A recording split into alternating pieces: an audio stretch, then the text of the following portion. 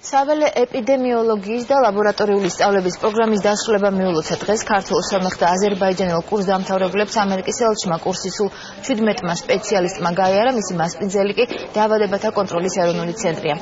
კურსდამთავრებულებს ტრენინგის გავლა დღეს თავდაცვის დეპარტამენტის ატომური, ქიმიური და ბიოლოგიური საფრთხის მაკონტროლებელი კომისიის ხელმძღვანელმაც მიულოცა. It's I think very important. საქართველოსთვის, სომხეთისა და აზერბაიჯანისთვის ამ პროგრამის არსებობა მნიშვნელოვანია. რადგან გაუმჯობესდეს საშიში დაავადებების აღმოჩენის შესაძლებლობა და ეპიდემიური ნიშნების შემჩნევისთანავე გაძლიერდეს დაკვირვება და რეაგირება.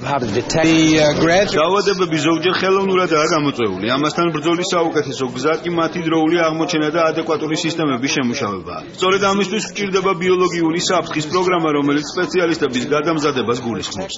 რადგან საჭიროების შემთხვევაში ისინი ამ გლობალურ გამოწვევას მომზადებულები შეხვდნენ.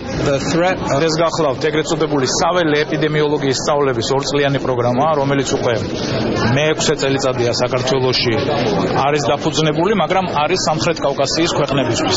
მისი ინიციატორი გახლავთ ამერიკის შეერთებული შტატების დაავადებათა კონტროლის ცენტრი და მათი რესურსით ხდება ამ პროგრამის განხორციელება და უკვე რამოდენიმე ათეულმა ადამიანმა გაიარა ეს კურსი, მიიღო შესაბამისი სერტიფიკატი, შესაბამისი ცოდნა, როგორც საქართველოსთან, ისე სომხეთიდან, ისე აზერბაიჯანიდან.